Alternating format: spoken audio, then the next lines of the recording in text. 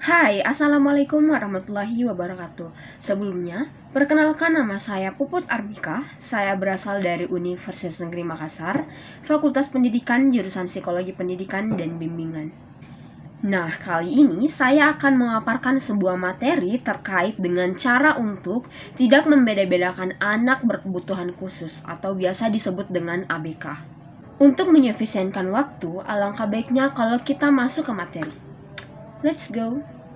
Nah, sebagai calon guru BK, seharusnya kita mengetahui cara untuk tidak membeda-bedakan antara anak berkebutuhan khusus dan anak normal pada umumnya. Tentunya, kita harus mengenali pemahaman-pemahaman terhadap anak berkebutuhan khusus sebagai seorang individu. Nah, betul sekali. Tentunya kita harus memahami anak berkebutuhan khusus sebagai seorang individu.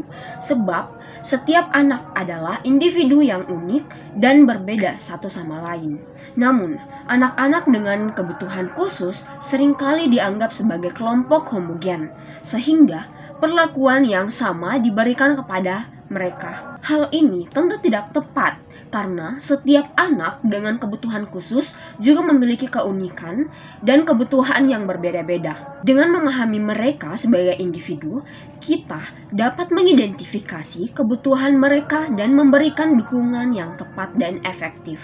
Pemahaman ini juga dapat membantu kita untuk menghilangkan stereotip dan prasangka yang mungkin kita miliki terhadap anak-anak berkebutuhan khusus dan menghargai mereka sebagai individu yang berharga dan penting. Oleh karena itu, pemahaman terhadap anak-anak dengan kebutuhan khusus sebagai individu sangat penting dilakukan.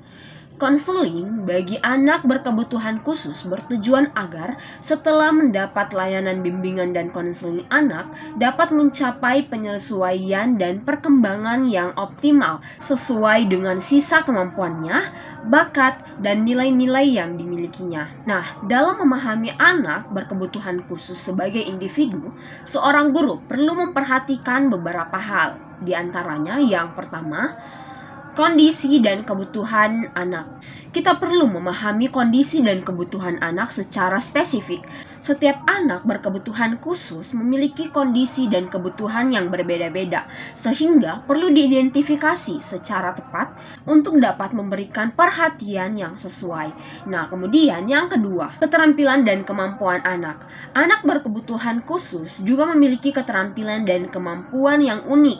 Kita perlu memahami keterampilan dan kemampuan tersebut agar dapat memberikan pendekatan yang tepat dalam proses pembelajaran. Kemudian, yang ketiga, karakteristik pribadi anak. Setiap anak berkebutuhan khusus juga memiliki karakteristik pribadi yang berbeda-beda, seperti sifat introvert dan ekstrovert, senang atau tidak senang terhadap sesuatu, dan sebagainya. Memahami karakteristik pribadi anak akan membantu kita dalam membangun hubungan yang baik dengan mereka. Kemudian yang keempat, cara belajar anak. Setiap anak berkebutuhan khusus juga memiliki cara belajar yang berbeda-beda.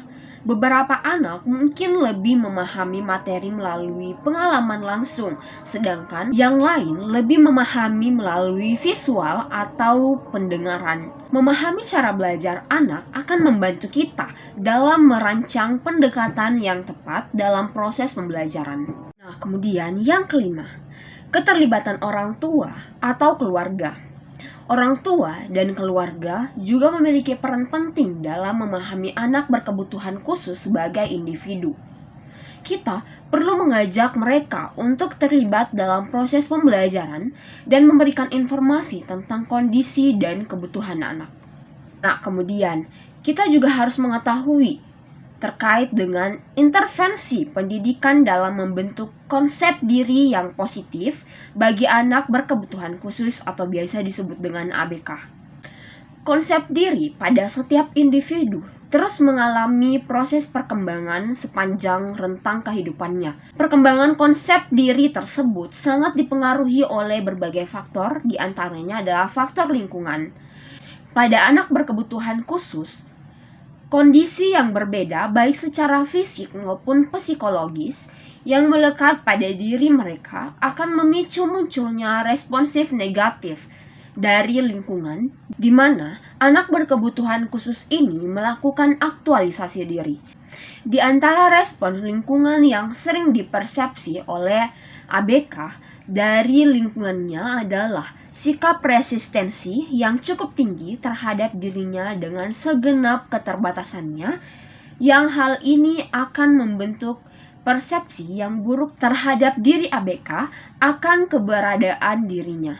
Pada akhirnya akan muncul penolakan terhadap diri sendiri, yang secara berkepanjangan akan mengakibatkan sikap frustasi, depresi, dan sikap-sikap negatif lainnya yang menghambat perkembangan konsep dirinya baik secara personal maupun sosial. Dalam mendampingi anak berkebutuhan khusus, selain orang tua, peran pendidikan pun sangat berkontribusi dalam membantu anak berkebutuhan khusus untuk mencapai kemandirian melalui pengembangan konsep diri mereka.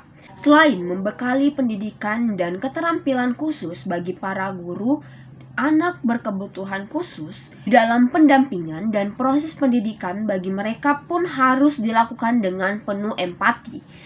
Pendidikan yang diberikan pada anak berkebutuhan khusus hendaknya lebih mengedepankan sikap empati, di mana para guru memiliki kepedulian, rasa cinta, dan penerimaan terhadap kondisi mereka apa adanya. Menurut Bettelheim, keberhasilannya dalam membangun kepribadian para siswanya adalah dengan mengembangkan cinta, perhatian, dan perlindungan yang melimpah ruah terhadap para peserta didiknya. Di mata Bettelheim, pendidikan bagi anak berkebutuhan khusus hendaknya mampu memberikan terapi yang mencakup penyediaan banyak cinta dan perhatian, memberikan penghargaan secara penuh terhadap diri mereka apa adanya sebagai manusia. Nah, kemudian adapun bentuk-bentuk layanan bimbingan dan konseling untuk anak berkebutuhan khusus. Yang pertama, layanan orientasi. Layanan bimbingan untuk memperkenalkan pada anak berkebutuhan khusus tentang lingkungan yang baru dimasukinya. Pemberian layanan dimulai dari suatu anggapan bahwa sebenarnya memasuki lingkungan baru tidaklah mudah dan menyenangkan bagi setiap orang, begitu pula dengan anak berkebutuhan khusus dan juga anak pada umumnya, sehingga mereka perlu menyesuaikan diri terutama pada lingkungan sekolah, sehingga membantu mempermudah dan memperlancar penyesuaian diri mereka di lingkungan tersebut. Nah, kemudian layanan informasi. Layanan informasi merupakan kegiatan layanan yang dilakukan oleh guru BK dalam memberikan informasi tentang hal-hal yang dipandang bersifat bagi anak berkebutuhan khusus.